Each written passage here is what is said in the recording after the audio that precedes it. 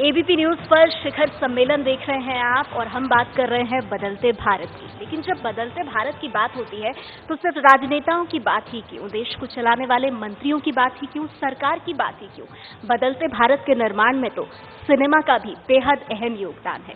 और जो बदलता हुआ सिनेमा है वो अपने आप में सबसे खास है। लेकिन इस सिनेमा को आगे बढ़ाने वाले लोग भी कम साहसी नहीं होते। हम बात कर रहे हैं इससे मशहूर फिल्मकार की जो हमारे बीच मौजूद है, जिन्होंने लीक से हटकर फिल्में बनाई हैं, कुछ नया सोचा है और पिंक जैसी फिल्मों से संदेश भी दिया है। No means no. आप समझ गए होंगे मैं बात कर रही हूँ फिल्मकार शुजीत सरकार की और उनके साथ ही खान्स के इस दौर में बदलते सिनेमा को आगे बढ़ाने के लिए रिस्क देने वाले, उसे अपना चेहरा देने वाले और लोगों के बीच खासी लोकप्रियता बटोरने वाले बेहतरीन कलाकार सुशांत सिंह राजपूत, ये दो खास मेहमान हमारे साथ इस सत्र में। आप दोनों को मैं मंच पर आमंत्रित करना चाहूंगी। तालियों के साथ आप इनका स्वागत कीजिए। और इस सत्र को संभालेंगी मेरी सहयोगी रोमाना इस्तार खान।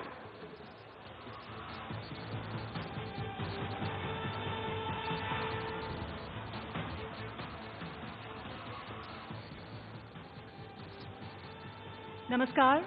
जैसे कि नेहा ने कहा, बस मैं उसमें इतना जोड़ना चाहती हूँ कि किसी भी समाज में अगर आप बदलाव लाना चाहते हैं या बदलाव दर्शाना चाहते हैं तो शायद उसका सबसे सटीक माध्यम उस समाज का सिनेमा होगा। ऐसे में भारत में हो रहे बदलाव को समझने के लिए भारतीय सिनेमा में हो रहे बदलाव के माध्यम से आइए जरा इस चर्चा को आगे बढ़ाते हैं। जैसे कि जानते हैं आप लोग सब, पिंक जैसी फिल्म बनाने वाले शुजीत सरकार, जिन्होंने समाज को झकझोड़ा महिलाओं के सम्मान के लिए। और हमारे साथ मौजूद हैं फिल्मी धोनी, अपने एक दशक के करियर में छोटे पर्दे से बाउंड्री पार कर बड़े पर्दे तक पहुंच बनाई और बड़े पर्दे पर भी अपने किरदारों के जरिए प्रयोग करने का साहस दिखाया है आपने। बहुत बहुत तालियां सबसे पहले इन दोनों खास मेहमानों के लिए। पिंक से शुरुआत करना चाहेंगे। पिंक एक ऐसी फिल्म, एक ऐसे टॉपिक पर बनी, शायद उस पर डॉक्यूमेंट्री बन सकती थी या फिर न्यूज़ रूम्स में या न्यूज़ चैनल्स में हमने खुद उस पर डिबेट्स की हैं, डिस्कशंस की हैं। एक ऐसा टॉपिक, और उस टॉपिक पर आपने फिल्म बना दी, वो भी कमर्शियल फिल्म, और सक्सेसफुल भी हो गई वो फिल्म। ये ख्याल कैसे आया? सक्सेसफुल का तो मुझे मालूम नहीं कितना सक्सेसफुल हुआ है। सक्सेसफुल तो तब होगा जब actually a woman can walk on the street, सड़क में शाम को, रात को, दिल्ली में 7 बजे बिना डर चल के चले जाएगी, तो सक्सेसफुल उस दिन होगा, मेरे को लगता है। तो आइडिया ऐसे ही आया कि देखिए आज भी 2016 है, मार्च पे चले गए हैं हम लोग, मॉडर्न वर्ल्ड है और हम लोग वुमेन एम्पावरमेंट की बात कर रहे हैं। तो इससे शर्मनाक बात क्या हो सकती है, आप बताइए। तो इसी वजह, यही वजह था कि मैंने सोचा कि इस पर फिल्म बनना चाहिए। एंड मेरे ऐसे दोस्त बहुत सारे हैं आप जैसे, जो ऐसे, and they are facing this in everyday life, छोटी छोटी चीज़ों पर। तो इसीलिए लगा कि इस फिल्म को बनाना चाहिए और अपनी तरह से बनाया है, जैसे सोचा है। मैं ये कह लूँ कि हम लोग सब मेन लोगों ने बनाया है इस फिल्म को, बहुत लोगों ने कहा कि men have made this film. जितनी हमारी समझ थी हमने बनाया है। मुझे नहीं लगता कि एक महिला, एक लड़की, वो कितनी पेनफुल सिचुएशन से जाती है वो मैं कभी नहीं समझ पाऊंगा, एक वही समझ पाएंगी। बट ये हमने कोशिश की है, मैं आगे भी कोशिश करता ही रहूँगा। ये टॉपिक इतना सेंसिटिव था कि एक फिल्म जिसमें 3 हीरोइंस हैं और आइटम सॉन्ग तो आप छोड़ दीजिए, एक गाना तक नहीं उस फिल्म में, और कमर्शियली सक्सेसफुल वो फिल्म हो जाती है। क्योंकि टॉपिक ऐसा था, इसी वजह से प्रेजेंटेशन में खास तौर से संवेदनशीलता का ख्याल आपने रखा? नहीं जी, ऐसा नहीं है। मेरे सारी फिल्मों में ही कोई गाने नहीं होते हैं, most of the film, apart from a film like Vicky donor. Piku भी था जिसमें कोई गाने इस तरह से नहीं थे, चाहे कोई आइटम सॉन्ग आप जो बोलते हैं। लेकिन बैकग्राउंड स्कोर था। हाँ, बैकग्राउंड स्कोर वैसे हो सकता है फिल्म के, लेकिन आई थिंक लोग कहानी जो देखने जाते हैं at the end of the day, कि आप किसी थिएटर में जब जाते हैं 10 मिनट या 15 मिनट के बाद आप उस कहानी को देखना शुरू कर देते हैं। वो कहानी के आप उससे क्या रिलेट कर पाते हैं कि नहीं कर पाते हैं। आई थिंक अगर कहीं पिंक सक्सेसफुल हुई है तो मुझे लगता है सब लोगों ने उससे रिलेट किया है, सब लोगों को लगा है कि नहीं ऐसी स्टोरी रोज होती है हमारे साथ, इसी वजह से वो शायद सक्सेसफुल हुआ। कंटेंट इज किंग, शायद उस दिशा में हम आगे बढ़ रहे हैं। लेकिन उससे पहले मैं सुशांत पर जाना चाहूंगी। सुशांत, आपका जो सफर फिल्मों में काय पोछे से शुरू हुआ, और आपको भी लगता है क्या कि जो कमर्शियल सिनेमा है आज के दौर में, उसकी जो परिभाषा है, जो डेफिनेशन है, वो बदल रही है? जी नहीं, मुझे लगता है कि हम सबको अभी तक ये नहीं पता कि बेसिकली कमर्शियल वाइबल फिल्म्स बनाते कैसे हैं। हम जनरली जब रिजल्ट आ जाता है उसको देखते हैं और फिर बोलते हैं कि इस वजह से ये कमर्शियल हुआ या नहीं हुआ, और फिर आगे जब जाते हैं तो फिर वैसा नहीं होता, तो हम बड़े कंफ्यूज थे। तो कभी भी हम नहीं बोल सकते कि अगर आप आइटम सॉन्ग रखें या आपका हीरो ये करता हो या अगर हम रिलेटेबल टॉपिक्स पे फिल्म बनाएं तो कमर्शियली वाइबल होगा। आप जंगल बुक भी देखेंगे, उसमें शेर बोलता है और इंसानों से बात करता है, तो वो तो रिलेटेबल नहीं है। लेकिन अगर आप मुझे 2 घंटे के लिए इस बात से कन्विंस करा दें कि ये दुनिया सच, तो मैं देखूंगा और वो कमर्शियली वाइबल होगी। बहुत सी ऐसी फिल्में हैं जो बहुत ही रेलिवेंट टॉपिक्स पे बनी हैं, पैसे नहीं कमाई, और बहुत सी ऐसी फिल्में हैं जो बिल्कुल रेलिवेंट टॉपिक्स पे बात नहीं करती हैं और बहुत ही फिल्म मेकर के नजरिए से देखा जाए तो बहुत ही लूजली उनका नैरेटिव होता है, लेकिन वो बहुत अच्छे पैसे कमाते हैं। 200-300 करोड़ में पहुंच जाती है। जी, इसी वजह से exactly. मेरा ये सवाल था। तो जो जितना पैसा फिल्म कमाती है और वो कितनी अच्छी फिल्म है किसी भी सब्जेक्टिव पॉइंट ऑफ व्यू से, इन दोनों में कोई रिलेशन मुझे नहीं लगता है। लेकिन पिंक जैसी फिल्म, मैं पिंक का जिक्र बार बार इसलिए कर रही हूँ क्योंकि आज के दौर की जो फिल्में हैं, लीक से हटकर ये फिल्म, और इस फिल्म को जबरदस्त कमर्शियल सक्सेस मिली है। इसी वजह से एक नज़ीर, एक मिसाल के तौर पर पिंक फिल्म हमारे सामने है आज।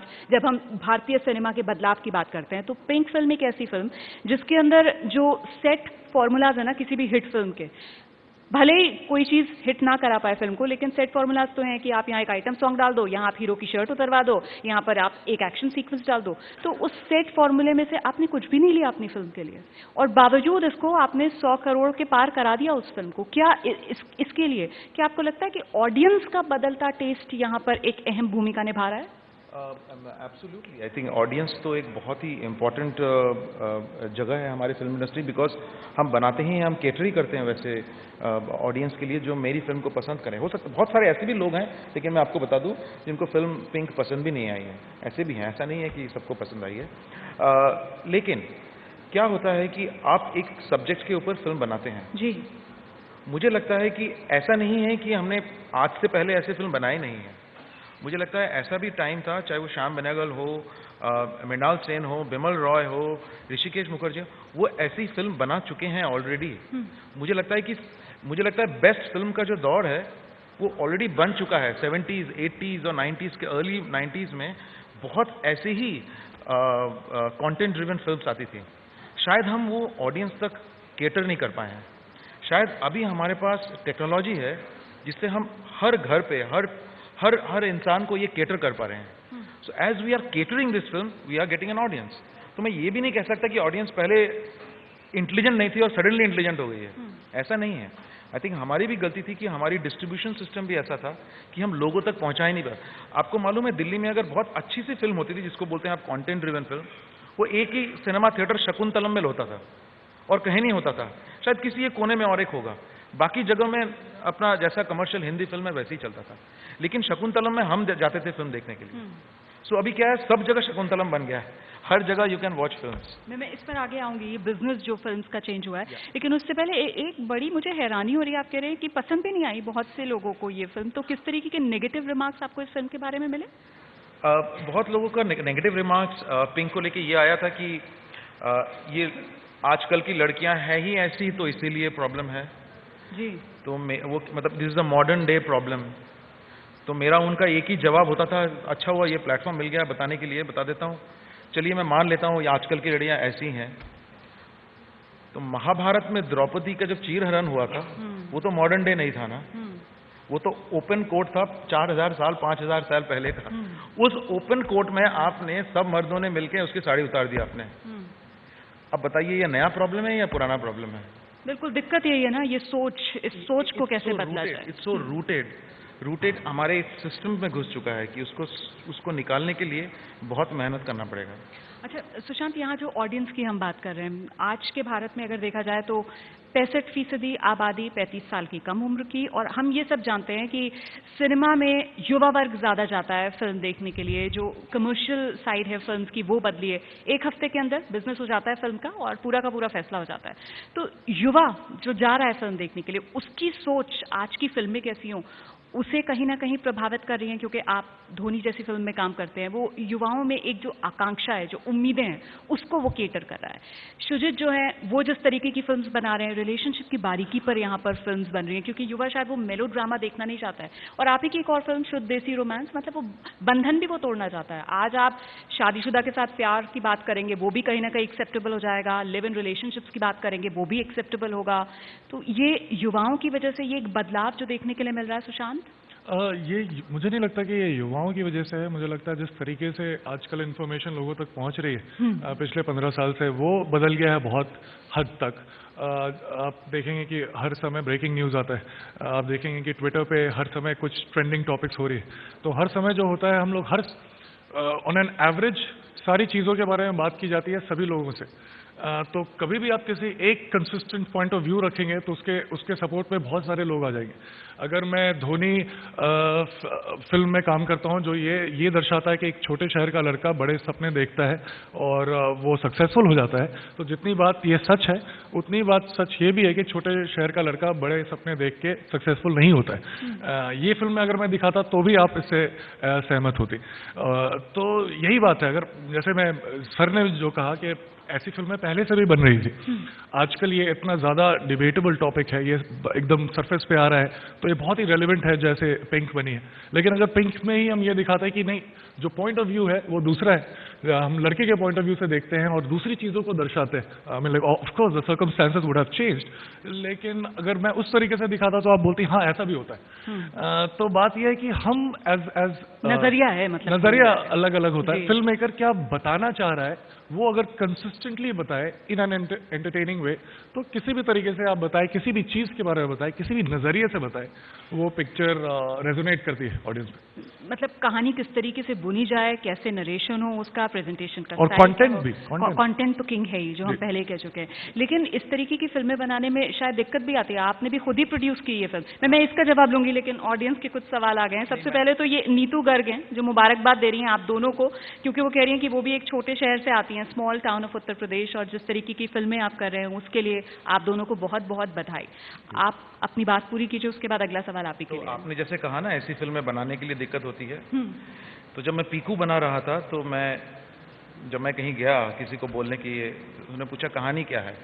मैंने कहा कहानी एक बाप और बेटी की कहानी है, और बाप जो है इरिटेटेड है और सारा दिन कॉन्स्टिपेटेड रहता है। तो उन्होंने कहा अच्छा फिर कहानी क्या है। मैंने यही कहानी है।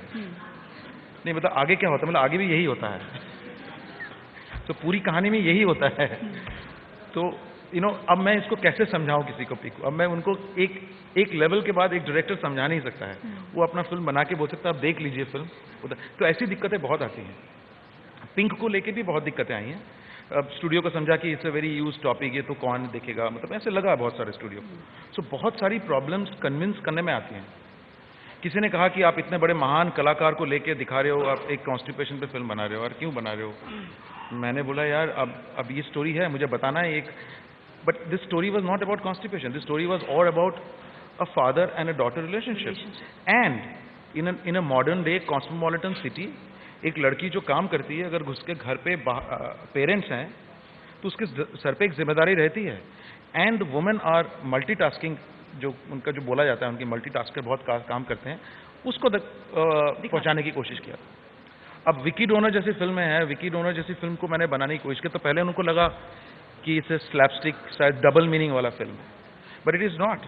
It is a film about infertility. There were many taboos that उस फिल्म ने विकी डोनर ने तोड़ा है। वो भी बिल्कुल तलवार की नोक पर चलने जैसा था। आप इधर उधर जाएंगे तो आप स्लैपस्टिक, और Bollywood is famous for slapsticks and double meanings, आपको मालूम है ये बात।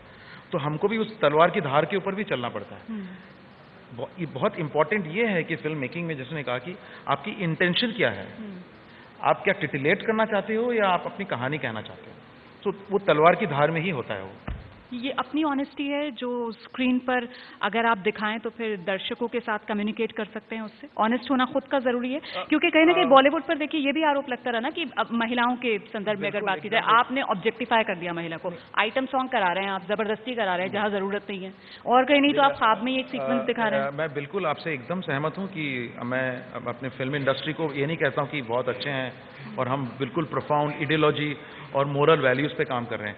हमने ही मोरल वैल्यूज को खराब किया है, इसीलिए हम पे दोष भी आता है।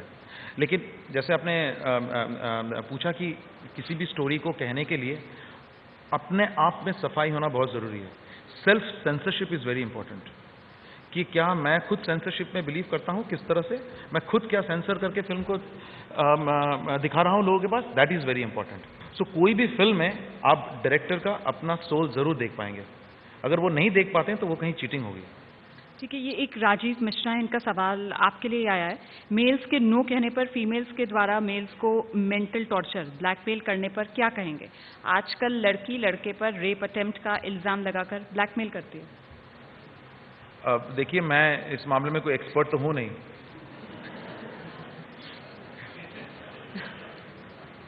मजेदार बात ये भी बता दूं कि मेरे को हॉस्पिटल्स में बुलाते हैं कि आप इनफर्टिलिटी पे बात करिए। मैं क्या बात करूंगा?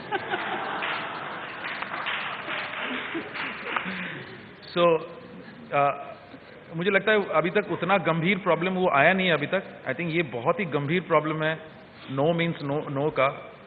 सो आई थिंक वो टैकल किया है।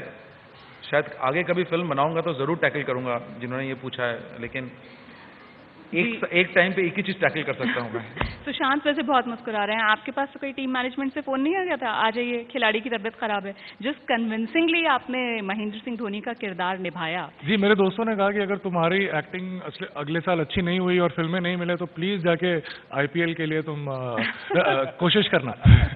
तो जी, ये सोची समझी एक रणनीति आपकी कि आप प्रयोग करेंगे अपने किरदारों के जरिए फिल्म में, क्योंकि काय पोचे, व्योमकेश बख्शी, शुद्ध देसी रोमांस, महेंद्र सिंह धोनी, सब में हमें एक अलग तरह का सुशांत सिंह राजपूत दिखा। और देखिए, ज्यादा वो साहसिक कदम इसलिए हो जाता है क्योंकि फिल्मी बैकग्राउंड है नहीं आपका, ज्यादा रिस्क आपके लिए।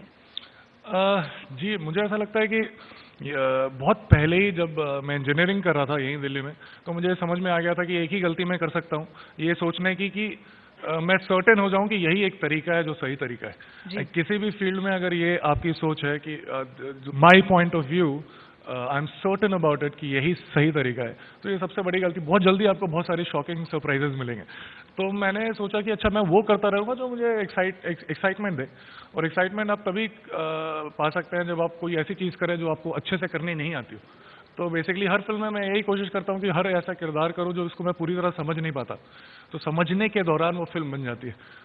तो आज मैं सक्सेसफुल हूँ, इसलिए मैं, क्योंकि शायद प्रोसेस ऑफ फिल्म मेकिंग को ज्यादा एंजॉय करते हैं सुशांत सिंह राजपूत। जी एग्जैक्टली। और अभी तक का जो रिजल्ट आया है वो थोड़ा फेवर में है, इसलिए मैं यहाँ बैठ के आपको आंसर कर रहा हूँ। अगर ये फेवर में नहीं होता तो लोग कहते कि देखो बड़ा एक्टर बन रहा था, इसको अब देखो, दिस इज द कॉन्सिक्वेंस। चलिए, हम इंतजार करेंगे बहुत ही प्लेजेंट सरप्राइजेस का आगे भी आपकी तरफ से। खैर, अब बदलते भारत पर हम बात कर रहे हैं और सवाल ये ऑडियंस की तरफ से राकेश ठाकुर का नोटबंदी को लेकर आया। फिल्मों की अगर बात की जाए तो एक धारणा ये है कि फिल्मों में काला पैसा, काला धन वो बहुत खपाया जाता है, तो फिल्म जगत पर आपको लगता है कि असर पड़ेगा इस नोटबंदी का? आपको एक चीज बता दूं, मैं before I entered the film industry, पहले ऐसे बहुत सारे न्यूज होते थे कि अंडरवर्ल्ड का पैसा है, इसका पैसा है, बहुत सारा। लेकिन 2005 ऑनवर्ड्स जब से स्टूडियो सिस्टम शुरू हुआ है, एक हमारे इंडस्ट्री में, स्पेशली मुंबई फिल्म इंडस्ट्री में एक डिक्टेट हो गया है कि everything is transparent, because everything we have to show it to the studio. If somebody is paying us money, suppose studio ने मेरे को कहा है कि आप प्रोड्यूस करिए, we have to give every account back to them. So हमारे industry में, specially the Mumbai film industry, मैंने सुना है बाकी इंडस्ट्री में फर्क पड़ा है, अच्छा, लेकिन मुंबई इंडस्ट्री में 1% भी फर्क नहीं पड़ा है। बिकॉज हमारे ऊपर के लेवल से लेके नीचे, इवन स्पॉट बॉय जो चाय भी बनाता है और जो ड्राइवर भी है जो गाड़ी चलाता है, सबको चेक पेमेंट जाता है। सो हमारे इंडस्ट्री में इस नोटबंदी का कुछ फर्क नहीं पड़ा। अच्छा, लेकिन राजनीतिक स्तर पर तो सरकार के इस फैसले की बहुत आलोचना की जा रही है। सुशांत, सरकार के नोटबंदी के फैसले को आप कैसे देख रहे हैं? फिर वही मैं हर टॉपिक को वैसे ही काउंटर करना चाहूँगा। ये अब सिर्फ आपके नज़रिए का तो सुशांत सिंह राजपूत का नज़रिया क्या है? मेरा नज़रिया ये है कि मैं सुबह जब नीचे मेरे घर के पास बहुत बड़ी अच्छी टपरी पे चाय मिलती है, मैं चाय नहीं पी पाता आजकल क्योंकि मेरे पास खुले पैसे नहीं है। तो ये तो आप बता रहे हैं नोटबंदी की वजह से दिक्कत हो रही है। जी, ये मेरा अपना रीज़न है। लेकिन अगर आप वही बोल रहे हैं, वो एक्शन जो है उसको आप दोनों तरीके से देख सकते हैं, दोनों तरीके से सपोर्ट कर सकते हैं, लेकिन उस एक्शन के पीछे जो इंटेंट है, that is the most crucial thing. वो हम लोग वी कैन नॉट, अगर आप पॉलिटिकल आंसर चाहते हैं वो तो हम दे नहीं पाएंगे। हम इतना ही दे पाएंगे कि किसी भी चीज़ों का, किसी भी चीज़ का इम्प्लीमेंट करने से I think time will tell कि व्हाट्स गोइंग टू हैपन। ठीक है, ये जो मेरे साथ दो मेहमान यहाँ पर बैठे हुए फिल्म जगत से, ये पॉलिटिकल आंसर्स नहीं देना चाहते हैं, लेकिन इन्हीं की बिरादरी के लोग, फिल्म जगत के लोग जो हैं वो राजनीतिक तौर पर आजकल बहुत मुखर हो रहे हैं। तो उस पर आपका क्या टेक है? मतलब जो एक्टर्स हैं या क्रिएटिव फील्ड से जुड़े हुए लोग हैं जिनकी एक अलग सी पहचान है, क्या उन्हें सार्वजनिक मंच पर अपनी जो पॉलिटिकल जो भी उनकी राय है उसका इस तरीके से इजहार करना चाहिए? सबसे पहले तो मैं ये बताना चाहूँगा कि सबसे पहले ऐसा नहीं होता है कि कोई भी फिल्म इंडस्ट्री जो उससे बिलोंग करता है वो आर्टिस्ट हो जाता है। एंड आई थिंक आर्टिस्ट का एक बेसिक डिसिप्लिन होता है, आर्टिस्ट की अपनी आइडियोलॉजी होती है जी। आर्टिस्ट जो है वो बैरियर क्रिएट नहीं करते हैं, दे ब्रेक बैरियर्स, राइट। उनकी अपनी मोरल वैल्यू होती है, सिस्टम होती है। सो मैं इतना बिलीव करता हूँ कि किसी भी आर्टिस्ट को कोई भी मोरलिस्टिक पॉलिटिकल स्टैंड एंडोर्स अपनी तरह से नहीं करना चाहिए। Yes, as an artist what he understands, as an artist what he understands about the life, about moral living, about profound moral values, I think वो उसको प्रेजेंट कर सकता है। ये I think as an artist I always feel that's my responsibility towards the humanity. लेकिन आजकल तो वो जो कही बात यहाँ पर सुजित ने कि सीमाएं टूटनी चाहिए, वो तो और बांधने की कोशिश हो रही है। हमने इसकी तो बात की कि समाज में बदलाव आ रहा है, समाज की धारणाएं बदल रही हैं, फिल्मों के जरिए हम देख पा रहे हैं, लेकिन वहीं दूसरी तरफ सेंसर बोर्ड का भी एक खतरा बना हुआ है, वहीं दूसरी तरफ मॉरल पुलिसिंग भी, और वहीं दूसरी तरफ एक राजनीतिक राष्ट्रभक्ति, मतलब राष्ट्रभक्ति देखिए अलग चीज है, लेकिन एक राजनीतिक राष्ट्रभक्ति का दौर इन दिनों देखने के लिए मिल रहा है। उससे असर पड़ रहा है। मैं आपके पिछले क्वेश्चन पे जाना चाहूंगा। जैसे आपने कहा कि कलाकार को सिर्फ फिल्मों के बारे में सोचना चाहिए, अपने ओपिनियंस को नॉर्मल प्लेटफॉर्म पे आके, I mean like it's just not right. Because सवाल था कि ये नहीं, that's what I am saying. तो एक बहुत बड़े साइंटिस्ट थे और बिहेवियरल इकोनॉमिक्स में बहुत जानकार इंसान ने एक बात कही थी बहुत सारे रिसर्च करने के बाद, कि there are only three things in this universe: atoms, spaces between the atoms, and opinions. Not right and wrong, but yours and mine. तो आप जितने अपने ओपिनियन को अपने डेटा से सपोर्ट कर सकते हैं, उतने ही मैं अपने ओपिनियन को मेरे पॉइंट ऑफ व्यू से मैं सपोर्ट कर सकता हूँ। तो इट्स जस्ट दैट कि उस हमारे कॉन्टेक्स्ट में अभी क्या चल रहा है, ये लोगों को जानना, और क्या सही है क्या गलत है, जिसके हिसाब से हमारा ये जो इंस्टीट्यूशन है वो चलता रहे। I think that's the most important thing. जी ओके, मैं जस्ट इसमें हल्का सा एक चीज ऐड करूंगा कि आपने जैसे वो पॉलिटिकल और मोरल पुलिसिंग और फ्रीडम ऑफ स्पीच की बात किया। मैंने 2005 में एक फिल्म बनाया था। जब मैं फिल्म बना रहा था विकी डोनर, तो मुझे सबने कहा था कि यू विल, जब सेंसर के पास जाएगी ये फिल्म, ये 100% एडल्ट फिल्म होगी, because you are dealing with sperm donation and पता नहीं क्या क्या तुम बात कर रहे हो इस फिल्म के बारे में। सो मैंने कहा I won't mind, I will go, लेकिन मैं इसका अप्लाई करूंगा यूए के लिए, ताकि मुझे वो चाहिए देख पाए। तो मैं सेंसर के पास गया हूं, आप बिलीव नहीं करोगे, सेंसर में मुझे ओनली एक कट बोला था, अबाउट 1 वर्ड, लेकिन जितने भी लोग बैठे हुए थे सेंसर में, उनको समझ में आ गया कि इस फिल्म की जो इंटेंशन है, it is not about titillating about sperm donation. समझ में आ गई। सेकंड फिल्म मद्रास कैफे, वो उतनी ही पॉलिटिकल थ्रिलर मुझे लगता है वैसे ही जिसके ऊपर बनी है उस टाइम पे। हाल के दिनों में तमिल जिस तरीके से कंट्रोवर्सीज हुई हैं, चाहे उड़ता पंजाब को लेकर हो, पिछले दिनों पीके को लेकर हो, तो आपको नहीं लगता आप ज्यादा लकी रहे? नहीं, बिल्कुल रखी रहा। और मैं और एक चीज बताऊं, जैसे मैं इस फिल्म में था, इस फिल्म में एक सीन था पिंक में, जिसमें एक लड़की को बड़े सभा में खड़े करके कोर्ट में एक लॉयर उसको पूछ रहा है, आर यू अ वर्जिन? तो मुझे कहा गया था कि if you are asking a woman in open court are you virgin, it will be an adult film. मैंने बोला I will fight it out, and I believe नहीं बर करेंगे, मैं उसी सेंसर बोर्ड में जाके ऐसे ही पैनल में बैठे हुए थे लोग, और मैंने ही ऐसे ही खड़े होकर उनसे बात किया था, इज इट लेजिटिमाइज और इज इट लेजिटिमाइज नहीं है इसमें, आप बताइए क्या ऐसा हर लड़की के साथ होता है कि नहीं एवरी डे, चाहे वो कोर्ट में नहीं हो, ओपन कोर्ट में, लेकिन बाहर में नॉर्मली उसकी वर्जिनिटी पे क्वेश्चन आता है कि नहीं। एंड अब जैसे फ्रीडम ऑफ एक्सप्रेशन की बात कर रहे हैं, अब बिलीव नहीं करोगे, उन्होंने मुझे यूए दिया है जी, and I was very happy कि मेरे फ्रीडम को ऑफ स्पीच को उन्होंने रोका नहीं, and I was happy about it. अच्छा, ये वक्त खत्म होने वाला है यहाँ पर। सुशांत, आपके लिए एक सवाल यहाँ पर आया कि आपने धोनी की बायोपिक में काम किया है, नरेंद्र मोदी पर अगर कोई बायोपिक बनती है तो क्या आप मोदी की भूमिका निभाना चाहेंगे? जी बिल्कुल, क्यों नहीं ना। अच्छा, और आने वाले कुछ सालों में आप खुद को कहाँ देख रहे हैं? ये सुमित मिश्रा का सवाल है। कहाँ अमंग देख द रहे हैं लीग, मतलब? पूरा सवाल ये है, where do you find yourself among the league of Ranveer, Varun, Ranbir etcetera? ये जो युवा सब सितारे हैं, आपके कंटेम्प्रेरीज हैं, जी। इनके साथ आप खुद को कहाँ देख रहे हैं आने वाले वक्त? सबके पॉइंट ऑफ व्यू से सब पहले नंबर पे ही आते हैं, तो मेरे पॉइंट ऑफ व्यू से मैं पहले नंबर पे।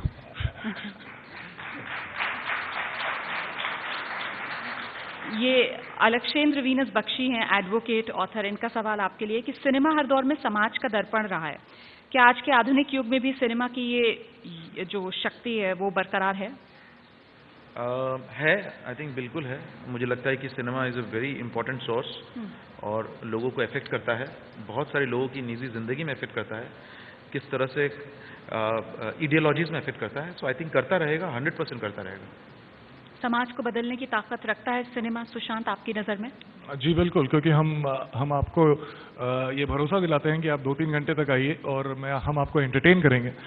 लेकिन अगर एंटरटेन करने के साथ साथ हम कुछ ऐसी चीज़ बता जाएं जो आप अंदर से बिलीव करते हैं लेकिन खुल के लोगों से बात नहीं कर पाते, और वो एक साथ मास में रेजोनेट हो, तो क्यों नहीं। और अब चलते चलते, क्योंकि यहाँ पर हम बदलते भारत की बात कर रहे हैं, ऐसे में सिनेमा का बदलाव, तो बस शुजित सरकार और सुशांत सिंह राजपूत की नज़र में उनके सिनेमा से वो क्या संदेश देना चाहते हैं, किस तरीके का बदलाव लाना चाहते हैं? और आपसे खासतौर से इसलिए क्योंकि देखिए, फिल्म आपने बना दी पिंक, ठीक है, 16 दिसंबर भी आने वाला है, महिला सशक्तिकरण और महिलाओं की सुरक्षा को लेकर हम भी हर बार सवाल जवाब करते हैं, डिबेट्स करते हैं, डिस्कशन करते हैं, लेकिन एक सवाल मन में उठता है कि अगर ये बदलाव आएगा तो और कितना वक्त, खासतौर से महिलाओं की सुरक्षा को लेकर? 16 दिसंबर भी आने वाला है। मैं आपको एक रिएक्शन बताता हूँ। पिंक फिल्म खत्म होने के बाद एक 20 साल की एक लड़की थी, कॉलेज में पढ़ती थी, वो जस्ट शी केम आउट, वो रोते हुए बाहर आई, बहुत रोई वो मुझे पढ़ के, और उसने कहा कि आज मैं घर जाऊंगी, घर जाने के बाद अपने माँ बाप को मैं सामने बिठाऊंगी और बात करूंगी कि कुछ चीज़ें जो आपने सिखाई हैं बहुत अच्छी सिखाई हैं मुझे, और कुछ चीज़ें जो मुझे बताई हैं आपने बहुत गलत बताई हैं। मैं आज शाम को, आज के बाद मैं मालवीय नगर मार्केट में चल के जाऊंगी, शाम को सर ऊंचा मतलब करके जाऊंगी, और ज़रूरत पड़े मैं मीनल अरोड़ा बन जाऊंगी, लेकिन मैं कॉम्प्रोमाइज़ नहीं करूंगी। तो आई think that was the biggest complement मेरे फिल्म को मिला। और सुशांत, ये 100 करोड़, 200 करोड़, 300 करोड़, इस क्लब में जाने की आगे आपकी कोशिश रहेगी अपने सफर में, या फिर ये जो प्रयोगों का सिलसिला है इसी के जरिए अपने लिए एक अलग लकीर खींचने की कोशिश हम देखेंगे? जी हाँ, बिल्कुल। दूसरा, क्योंकि पहला जब होता है तो उसके कट मुझे एज एन एक्टर मिलता नहीं, 100 करोड़ में होता है तो उसका जो है 10% या 20% मुझे नहीं मिलता, तो मैं वो करने की कोशिश नहीं करूँगा। मुझे लगता है फिल्मों के जरिए एक चीज़ जो है वो बार बार जब भी आती है तो मुझे बहुत अच्छा लगता है, और मैं कोशिश करूँगा कि उन सारे फिल्मों के साथ रहूँ जो वो कहते हैं कि हम लोग की जो जनरल टेंडेंसी होती है वो ये होती है कि मेरे आइडियाज़ को तुम मानो, मैं सही हूँ, ये गैप को भरने की कोशिश होती है। लेकिन हर जगह अगर आप क्लोजली देखें तो there is a gap between what we know and what we think we know. हम जो जानते हैं और हम जो सोचते हैं कि हम जानते हैं, उसके बीच में बहुत बड़ा गैप होता है, उसको सबसे पहले भरने की जरूरत है। बिल्कुल, इसीलिए शायद समझ बहुत ज़रूरी हो जाती है, और समझ के लिए एक नज़रिया आपको चाहिए, जिसकी बार बार यहाँ पर हमने जिक्र किया। मैं एक लास्ट चीज़ बताऊंगा, आप लोग सॉरी, वेरी सॉरी, आप बार बार पिंक की बात कर रहे हैं, और मैं आपको जितनी भी महिलाएं यहाँ बैठी हैं, मैं बता दूँ, हम मर्दों ने इस फिल्म को बनाया है। मैं आपको फ्रैंकली बता सकता हूँ कि हम मर्द नहीं समझ पाते, नहीं पाएंगे कभी भी what you go through in this film. जो बहुत इंपॉर्टेंट चीज जो बहुत लोगों ने मिस कर गए थे, इट वॉज अबाउट इन तीनों लड़की की यारी, दोस्ती। And I always believe in universal sisterhood, and I think a woman can only if stand by with other women, nothing can touch them. I think that should be the rule of the women if they really want to go out and move on. बहुत बहुत शुक्रिया आप दोनों का हमारे साथ बने रहने के लिए।